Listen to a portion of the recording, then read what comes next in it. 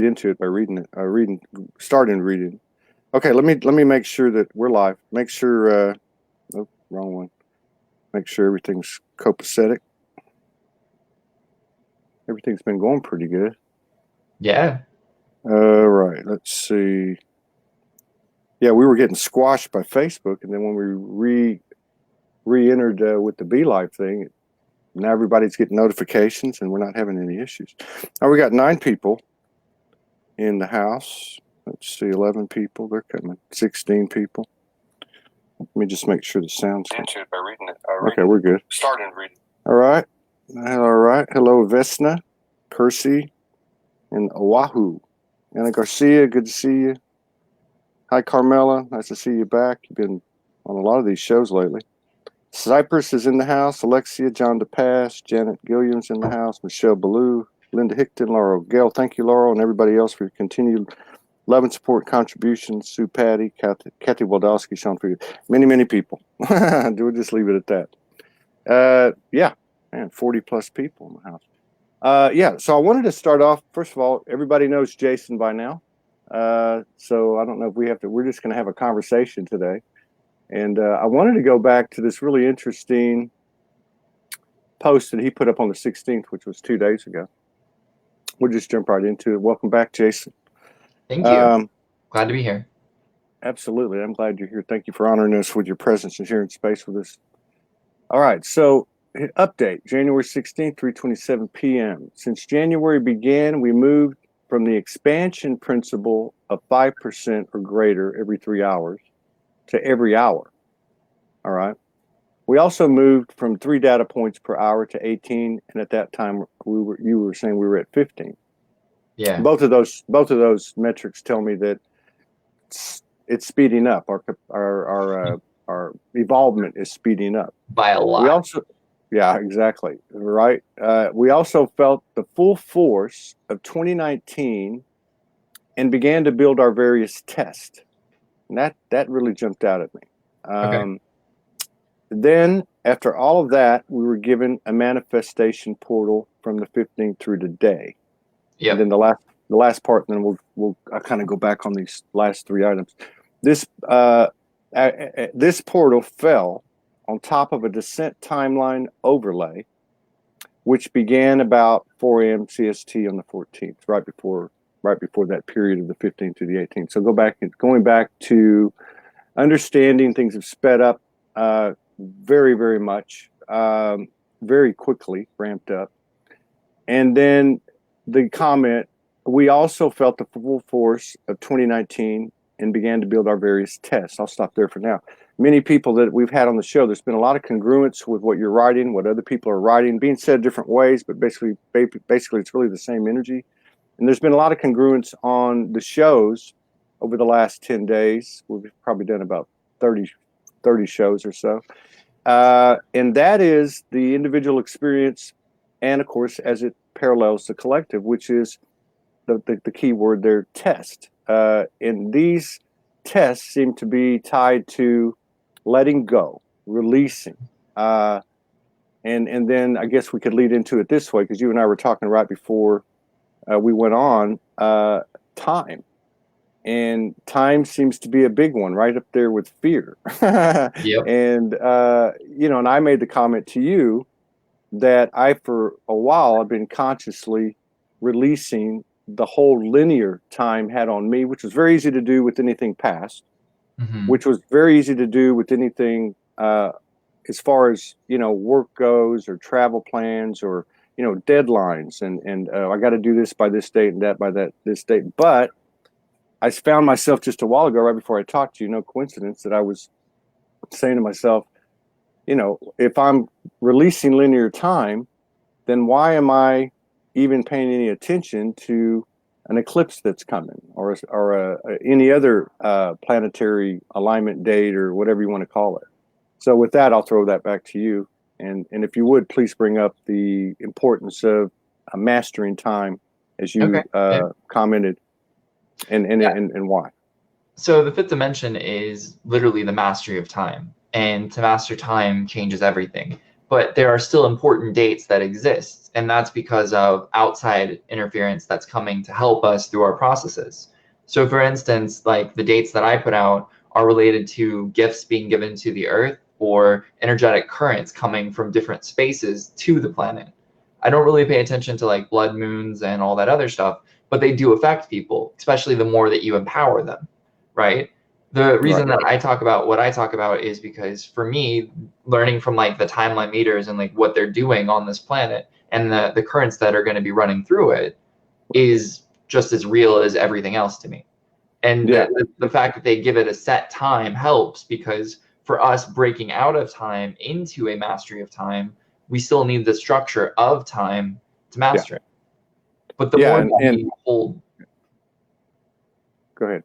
But the more that we hold ourselves in this belief that a certain day matters more than another day is the challenge. We can't believe that. Yes, these currents are helping us, but if we focus on a day and go, okay, I'm going to feel good on this day, then we're not living today.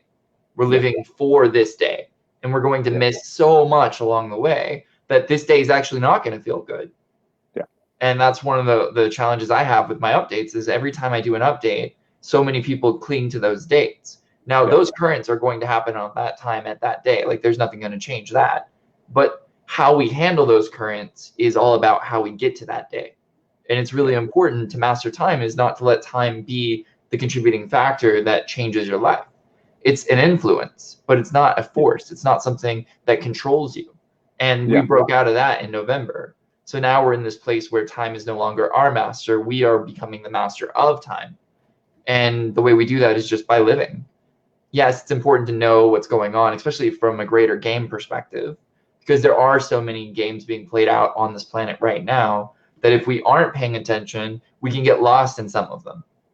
And that's one of the reasons why I provide the updates is so people can go, oh, I'm not the only one experiencing this. This helps them.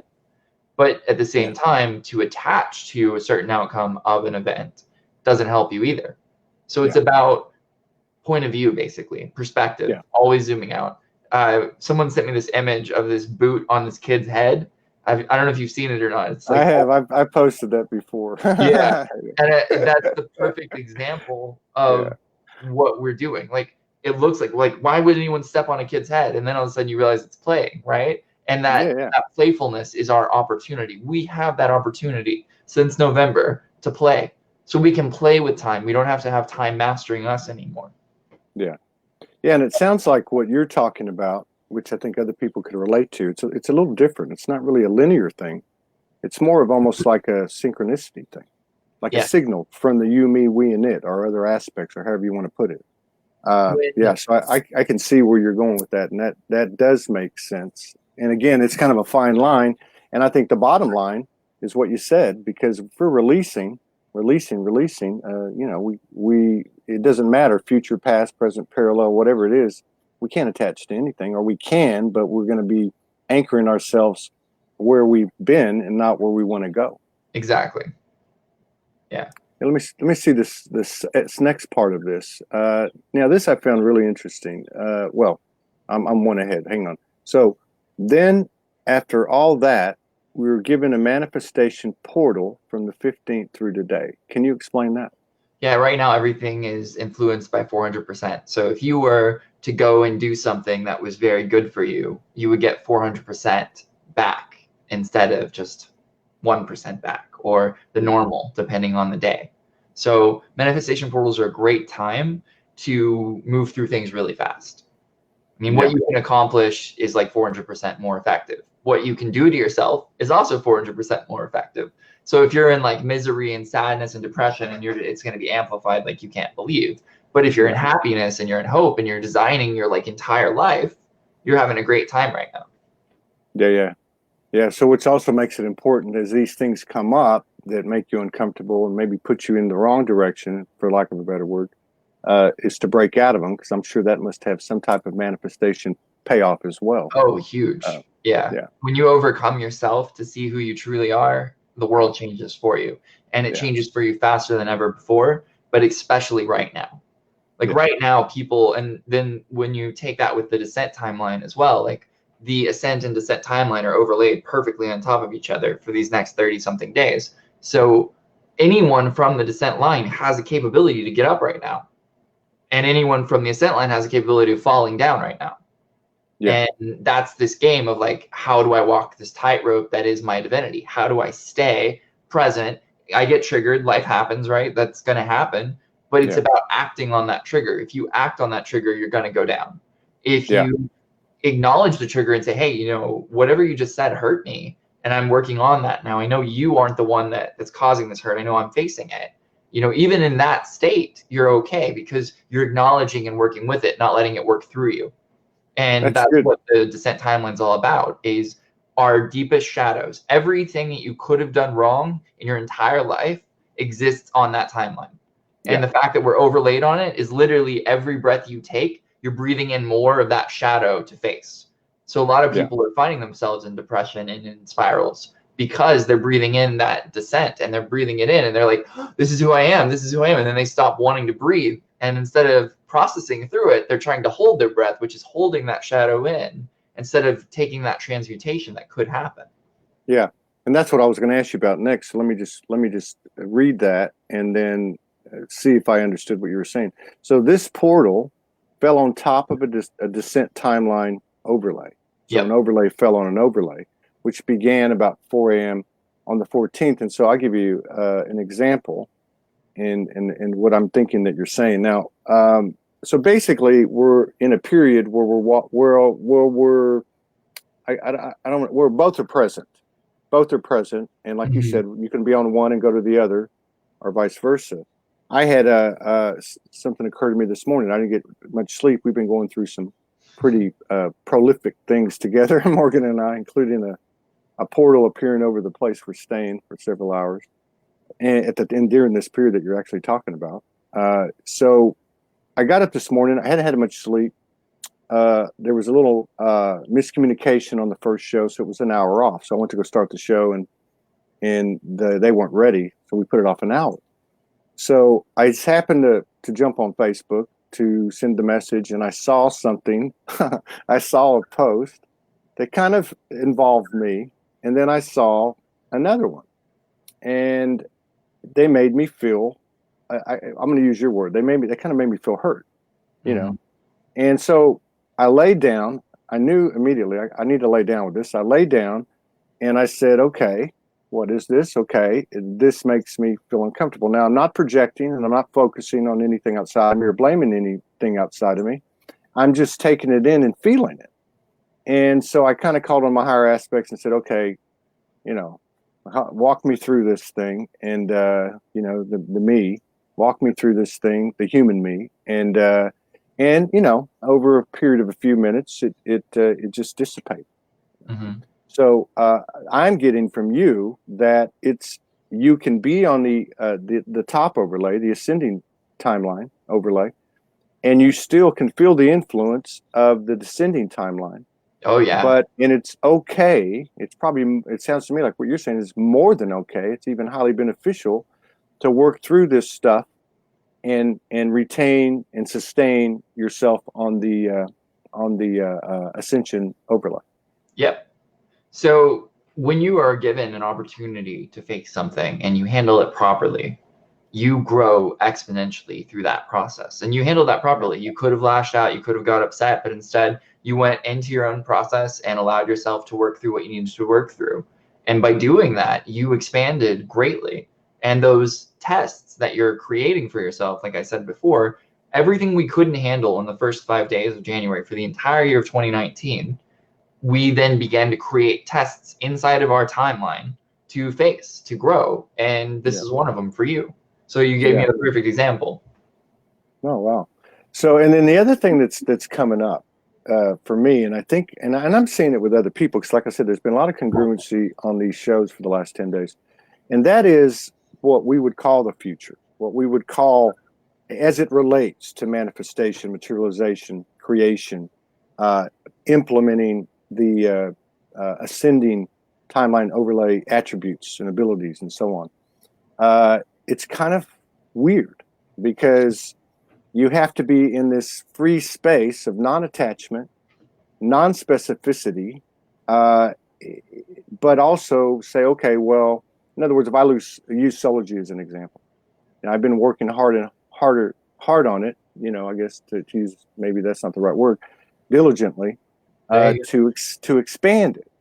I've recognized that as we've evolved and we blow it up and start again and blow it up and start again, it's for the right reasons, because I can feel it. The people I work with, I can feel it, because we realize that we can't use the old methods.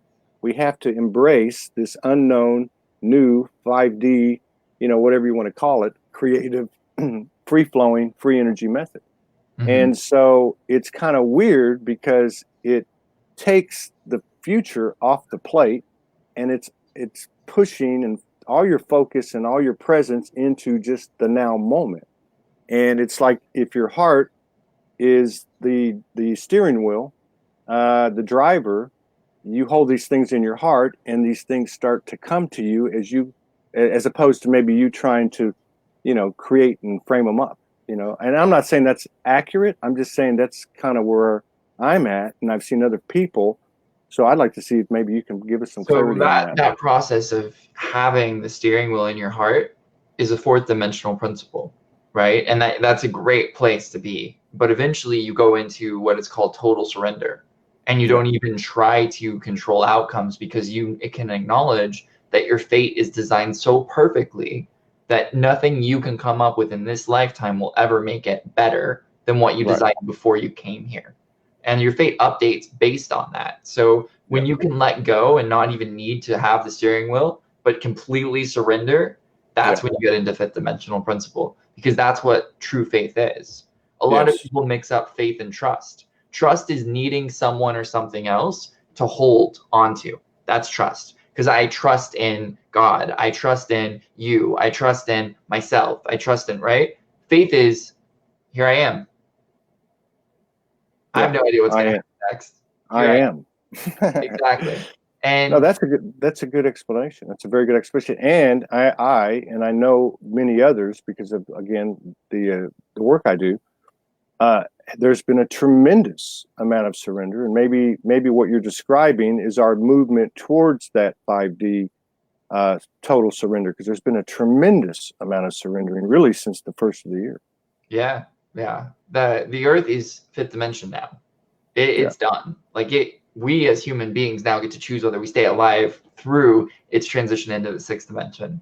But it's vibrating in a fifth dimensional reality. In a few months, actually a month and exactly a month. Today's the 18th. Wow. So exactly a month from today, the entire world that we know is going to be remade in a 12-hour window. Wow. So everything on this planet has astral frequencies, which is misunderstood or mistranslated information. Everything. But on the 18th, when that celestial spike comes into the Earth and changes for 12 hours, it's going to spin around the core crystal of the Earth, changing and creating an oscillation ratio that removes astral frequencies from the entire planet. When it beams back up at midnight that night and begins the process up to 5 a.m., what's going to happen is this entire planet, every particle is going to have its astral frequencies removed. The only difference is we, as conscious beings, are not going to have our astral frequencies removed. So every breath that we take from that moment forward is going to be breathing pure celestial light into our bodies. It's going to cause a forced detox of any astral frequencies, misunderstandings, misconceptions, all of that. And that's what's going to change the world. What we're in right now is called the pre-purge. We are preparing for the beginning of the actual purge. And Wayshowers, or anyone who's really a 10% or greater ratio of understanding and integration of reality, is going to be processing right now in this pre-purge. After that, though, they're going all the way down to 0.01%, which means every single being on the planet is going to be asked to do the work. This has never happened before. Before, people could get away with it. A lot of people talk about how in Lemuria we were at this high ascended place, and in Atlantis we were at this high ascended place. And we were, but you have to think of it from a population scale. I think Lemuria was around 300,000, something like that. It was very small.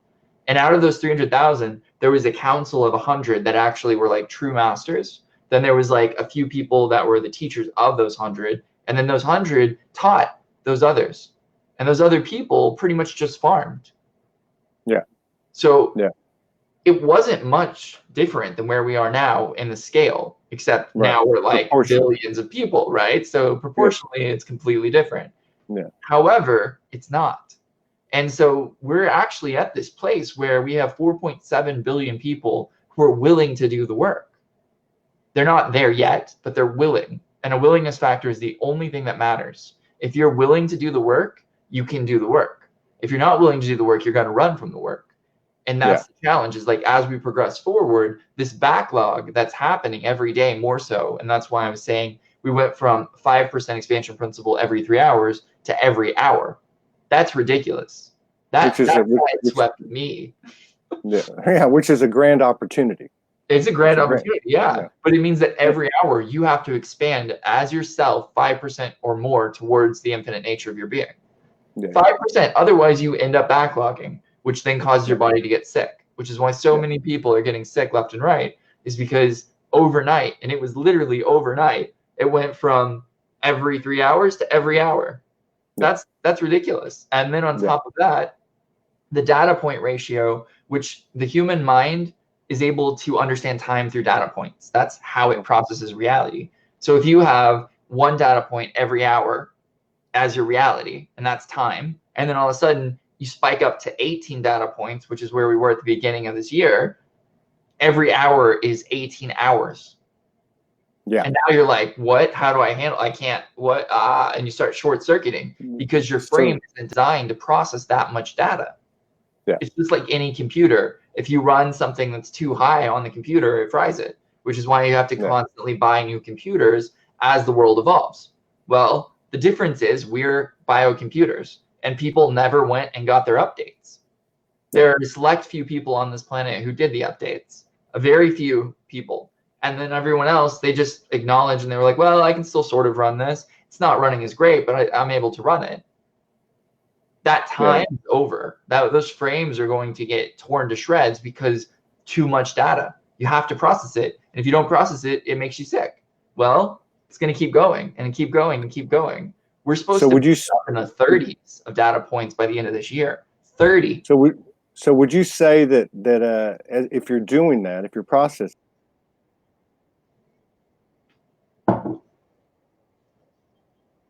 Yes. That's the beauty of these Ascended Mastery gifts that are coming. Like, we've already had the universal gifts, which were very helpful, but now we're coming into the Ascended Mastery gifts, and the first one is on February 16th, which is Sacred Fire, right? Are you still there?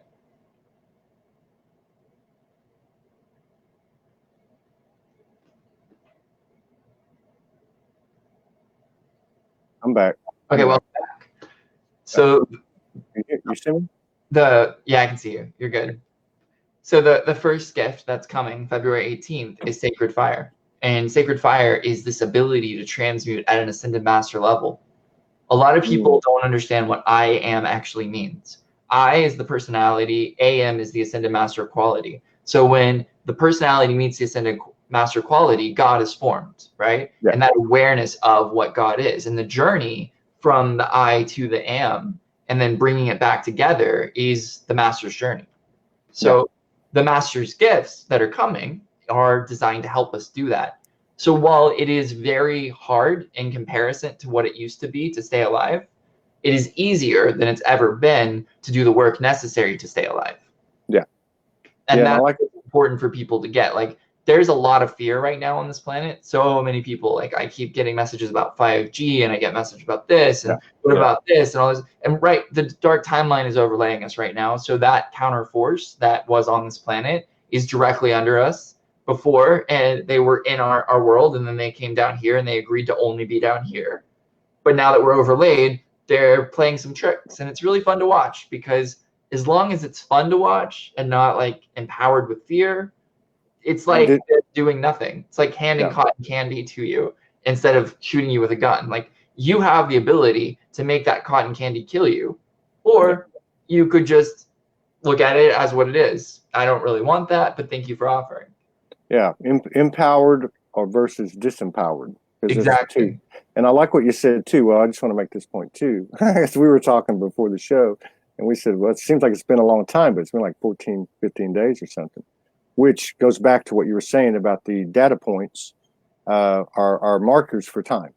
And they've increased. So the 18 there, there you have the 18 hours, or whatever you said, 18 hours per hour, or what would that, 18 days in a day, or whatever that translates to. So it is definitely been a weird feeling with time. The other thing I love about what you're saying is that when the 18th comes and it ramps up, it's still the same modus operandi, which is the universe isn't going to do it for you. You still got to do it. It's not just going to happen. You still got to do it. And the other thing I really love is the kind of the human part of it, which we kind of talked about with the descending overlay and the ascending overlay being on top of each other, being influenced by both. That when we process, and as we move into that 18th and beyond of February, it's okay. It's actually a good sign to feel all that stuff like I was doing today on the bed. It's actually, maybe even a signal of exponential growth during these dramatic periods of opportunity. Yeah. As long as you are working on yourself, you're going to get challenged. Yeah. It's the people who try to coast that eventually get to this mind state where they believe that they're ascended because they're not being challenged. I get challenged every single day. And I am grateful for all those challenges, because a problem solved is a solution formed. And when you come into that state as being the solution within your own field, and you go into a world, people are activated by your presence. Yeah. But if you're coasting, you're backlogging more and more information until eventually your body is going to start failing you. Yeah. And that's the challenge, is like every one of us on this planet have a dimensionality specifically for us. And dimensionality just means the ability to integrate reality at whatever percentage. The average person integrates at 3%. That's it. All day, the whole day, 3% of their reality. That's it. So then there is 97% backlogged. So the higher integration ratio of that and the willingness to face those things, the less it's backlogged. So then eventually your frame begins to update because you're not overwhelmed all the time. And now all of a sudden you start getting sick, but in minor instances. So like you won't have the full-on flu. You'll just feel like your eyes are sore, right? And that's your body acknowledging and saying, hey, there's an excess amount of energy coming through my eyes right now, and it's important that I show you this. So let's have a conversation and work through this so that I don't have to put you down in bed for 6 hours with the flu. And it's that integration, which we talked about before with the body as a child. Acknowledge that the child is talking to you. Yeah. And don't make it have to have a fit. Because if it has to have a fit, you're going to feel it. Yeah, and there's, again, on these shows, there's been a lot of congruency, and a big thing that's come out of it. I almost would want to refer to it in some way as the last leg of ascension. Yeah, we are. Because it's in the body, and people are getting sick, and people, but even more than that, if I look at my own situation, and I got to believe I'm not unique to this, is that the body is speaking louder. It may not tell me exactly what's wrong. And you gave the example of the eyes. My eyes started burning a couple of days ago for a couple of hours. They're just burning, like when you get an allergy or something. And I didn't really get the intel specifically as to what it was related to, but I've been in a constant mode of processing as things arise.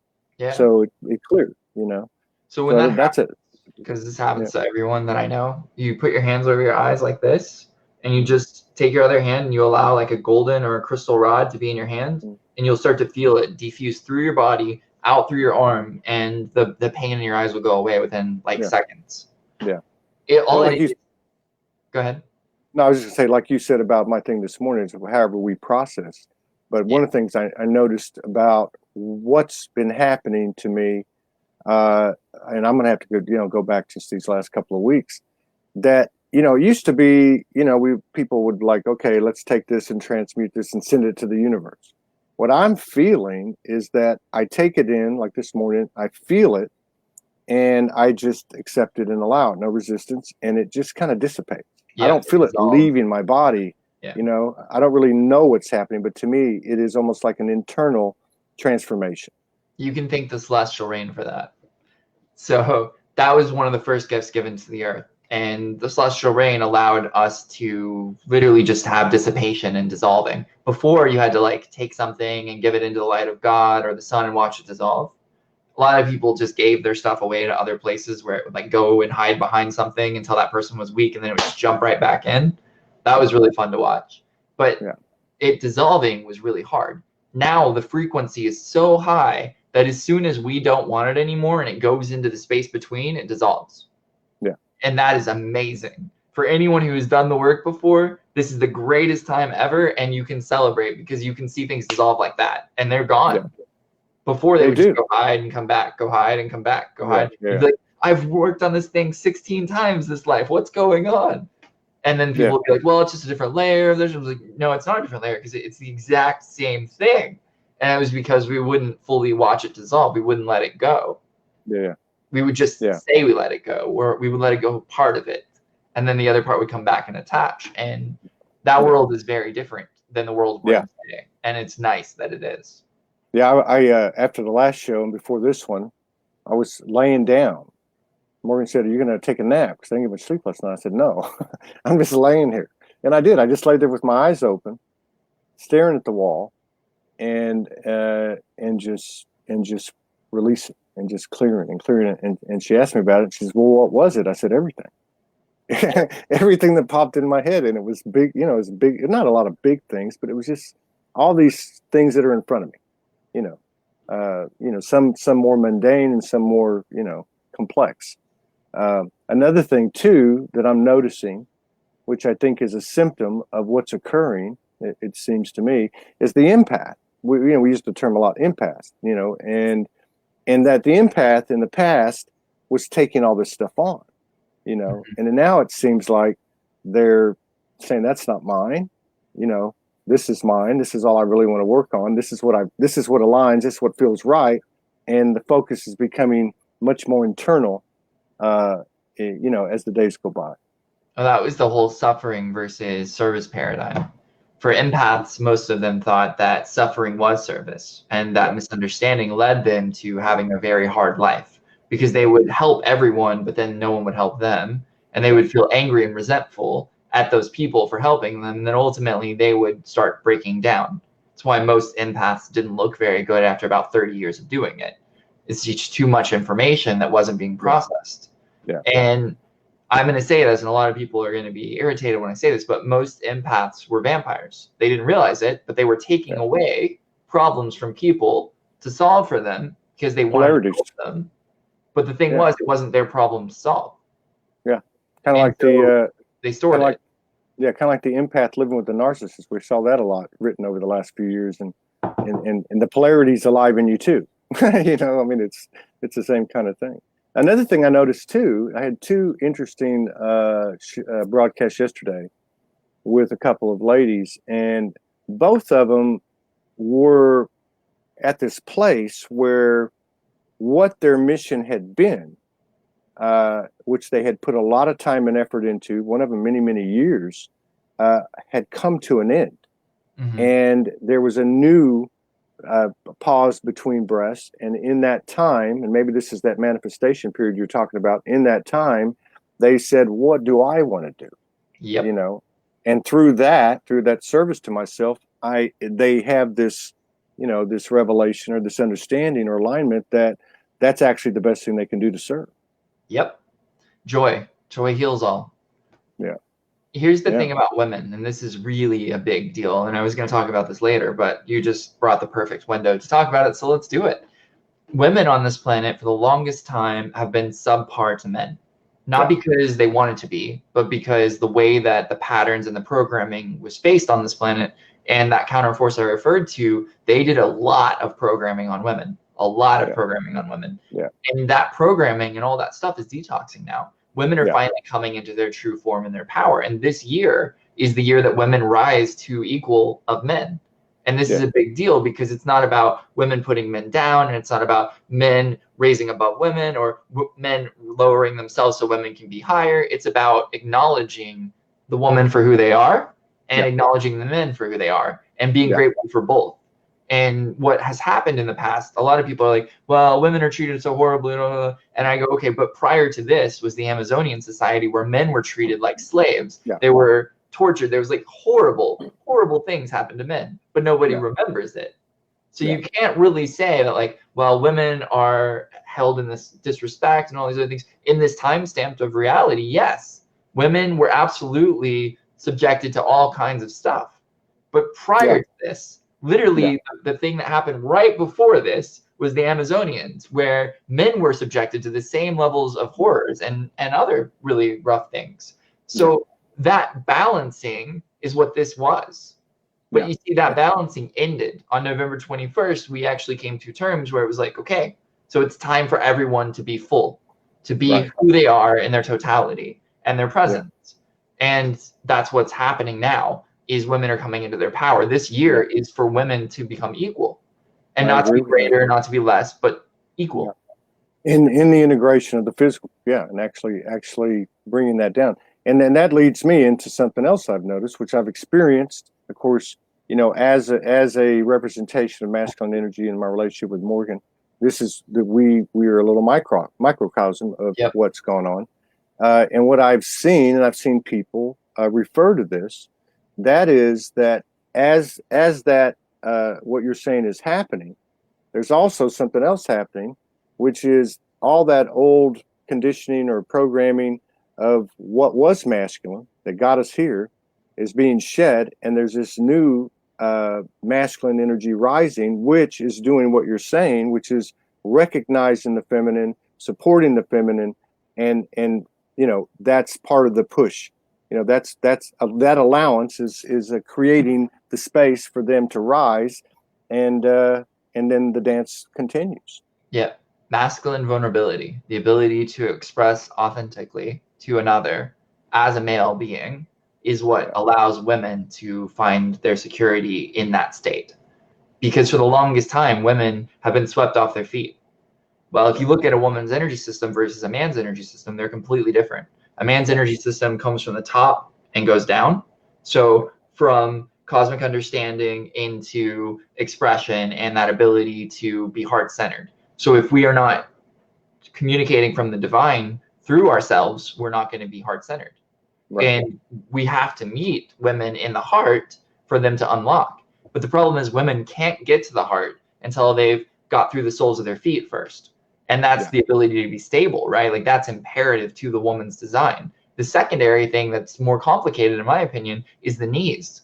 Women have to have the willingness to move forward in that stability.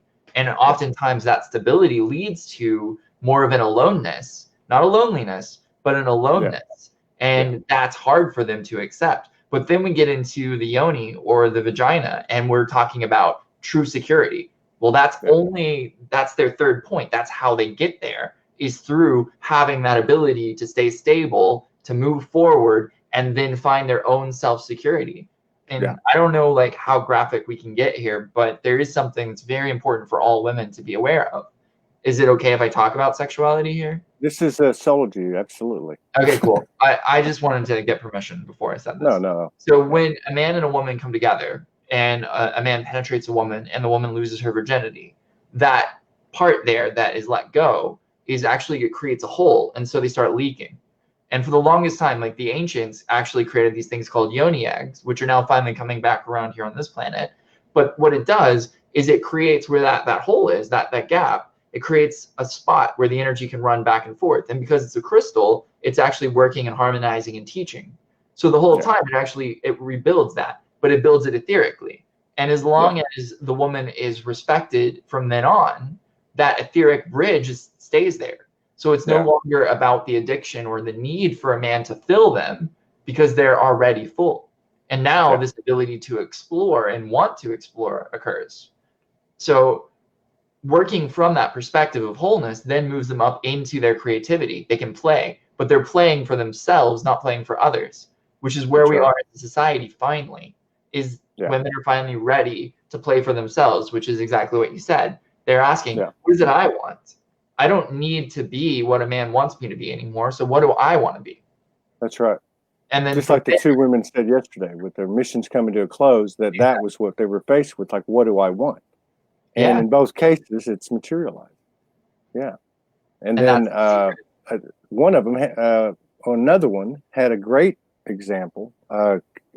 She was talking about how she had a very feminine lady, but I mean, had a corporate kind of a career, past career, which she was very intellectual, very structured, very masculine. And as she woke up, it all started to change. And one of the things that she's a practitioner, she works with a lot of women, but she also works with a lot of men. And she has a really deep, profound appreciation for their journey because she really kind of lived it. Yeah. And so what she was saying was, she said, what's changed is that in the old way, the woman wanted this and wanted that from him, right? Yeah. Which was, security and protection and all that.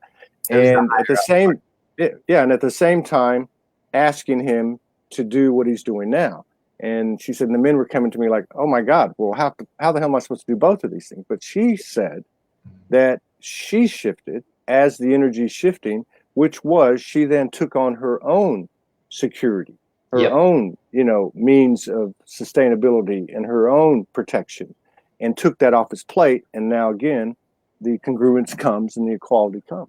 Exactly. Yeah, you can't say that you want a man to be something, because the moment you say that, you're conditioning that man to be something. You can't say the same thing about a woman either. Exactly. Like, the key is to stay in who you are and find someone else that's who they are, that's in resonance with who you are, not trying to make someone into something they're not. Because that process of making someone into something they're not is going to lead to that resentment, which is going to lead to those problems. So the journey from a woman, like once they've balanced and got their yoni working smoothly again, and they're coming into their creative potential and their play, right? Then they're moving up into their power. And this is why men reach power first, because for a man to reach power, it's cosmic understanding, right? It's this clarity of form. It's communicating with that God perspective. For many people, it's the shadow of that, which is the arrogance and like the need to be puffed up, right? But it's that process. And then we come down and we're able to then begin to express that understanding. And so our heart opens. And as we do that, we then come into power, right? So for us, it's like very easy. It's 3 steps. For women, it's so many more steps. But when a woman comes into their power from a stable place, it is something to behold. And that's why women were given the opportunity to create life. Because in a woman's womb is 32 circuits. There are 64 circuits that make up all of reality. 32 of them are inside their womb. Like, that's ridiculous. If you think about it, that's like half of reality is inside their womb. And most women aren't able to explore it. I do a lot of work with sexuality, and I teach a lot about sexuality because it's the #1 thing that people have misunderstood on this planet. It's a creative energy that's designed for playfulness and to unlock who we are. It's one of the most important things we can ever do, and we're conditioned not to ever do it. And when we do it, we're conditioned to do it a certain way. Performance. Exactly. Yeah. And that's the man's perspective. Performance. When we're in that performance mentality, we're not ourselves. So it's this whole process of like healing the sexual trauma that is the programming that we have, but we can't rely on someone else to heal that. So if you're in a partnership, whether you're a woman and a woman, a man and a man, it doesn't matter. Your partner is your partner, and everything you want your partner to be, go ahead and self-source that. Because if you can do that, your partnership is going to explode into the 5th dimension. It's going to be one of the most amazing things you've ever had. But it's not going to be easy. Because every time that you want something from your partner, you've got to find why inside yourself. And then let your partner be themselves. You gotta own it as your own. Exactly. And another thing that's interesting too, and going back to the body, as we've gone through quite a few pretty incredible experiences over the past few days, and as the energy starts to come, and that knowing, that intuition, that telepathy, a feeling of what's the changes that are coming, the energies, my sacred, and I'm saying in a non-sexual human way, but my sacred sexual energy starts to just go boom. I can feel it in my physical body, my sacral, and it's almost like a weather vane. Like it's like, hey, heads up, and it's very, very accurate, and I immediately know. The other night we had that portal that doorway appear above the place we're staying. And we were kind of taking it in, we were just like, we'd go look at it, and, it was a lot to take in, because we knew there was a lot of messages, and we were not trying to get too bogged down on what is it. But at one point she looked at me and said, we're about to walk in to another dimension. At that moment, that sacred sexual energy just impacted me. And I just said, yeah, I know, but I didn't know from a human logical level. I just knew because my body said, bingo, it's like, you're learning great to bring stuff. divinity into form, and that's the highest game. That's what we all hope to do someday. But the challenge with bringing divinity into form is that we have to clear the backlog first. Yeah, which is the period. This is the pause between. This is the preseason opportunity to clear as much as you can before the game starts. Yes. And this is what you're saying, because I wanted to make sure that when we concluded this, that we reiterated it, is that this is a transitional period with the highest potential, infinite potential to clear. Yeah, this is the ascended planet now, and we either ascend with it or we go to a different world. Yeah, and that's up to us. Yeah, and I want to reiterate this: there's no tools or technology on this planet that's going to guarantee ascension. It's just the willingness that you have to work on the stuff. The tools and technology on this planet help to process that. That's all it does. But you have to have the willingness to face it. Yeah. So I have people ask me all the time about activations and tech like that. And I wrote all that stuff to make it with grace, ease, and efficiency. I didn't make it so that anyone could guarantee to make it. And I will never say that's the case. I've seen it help a lot of people, but that's all. It's the same thing with like Reiki and all the other technologies. Yeah. They're there to add grace and ease when you're at that stage of the game. Yeah. And then when you out-level it, you move on to whatever's next. The thing is that I think of the word dominion, as they talk about in scriptures, religious texts, having dominion. And, at first glance, of course, we would say, oh, well, we have dominion over the earth. We're the king of the hill. But really, that dominion is what you're talking about. The dominion is our absolute, we create what happens. That's dominion. Dominion is, the personal responsibility, personal choice, and really the merging of our free will with divine will for the highest good of all. Yeah. Well, the surrendering of our free will into the divine will. Yeah. To know that the fifth dimensional understanding of power is something that I like to teach a lot about, is when you have true power, like the fifth dimensional power, that is, instead of wanting to change the world, you just work on yourself. That's it. That's right. And that's so the highest people that I've ever seen, who are the most powerful and amazing people, they have the power. They could like blink and the entire world would be changed. And they don't. They just work on themselves and continue to do what's right as best they can, because to have the greatest power in the world is to know that everything in the world is perfect, and to be in acceptance with that, because nothing can exist in this world ever that doesn't have a reason. Bingo. And that's very important. Bingo. So just be aware of that, and all that you do is there's a reason for every experience that is. And whenever there is no longer a need for that reason, that experience will cease to be. Yeah, that's right. Very good, man. I love this one. This was a great one. This is my favorite one of the three. Yeah. So thanks for coming in again, and great conversation. Really, really flowed well. Thank you, everybody, for all the incredible comments, and there's quite a few there.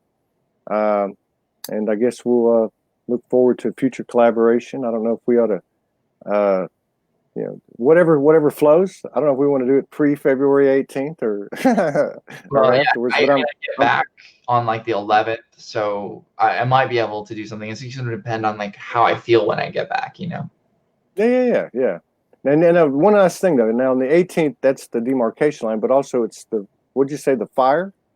The 16th is the sacred fire, and it's going to go all the way up till the 23rd, and then on the 23rd, the Earth will have mastered that gift. And the sacred fire is what again? The sacred fire is the transmutation ability of the Ascended Masters. That's so right. Each time that a gift is given, it's given to the Earth, not to the people on the Earth. The people on the Earth have an opportunity to connect to that gift. That's but right. it's not given to them. There is no That's right. disempowerment. It's the same reason why most extraterrestrial beings aren't going to work with the average person, because immediately they would be held as gods, or they would be the devil, you know, like one of those polarity things, because they're too high level for people to see it for what it is. Yeah. Sovereignty is sovereignty. We got to do it from the inside. Yeah. That's what I was saying too, because no matter what phase or transition or whatever time we're in, the one thing that remains clear and forever and absolute is the universe isn't going to do it for you. Exactly. We still got to do it for ourselves. It's available. There's more available now, and there's more opportunistic phases and times coming. You know, as you said, the energy's flowing in, but we still got to do it on our own. Does I know itself be true? Yeah.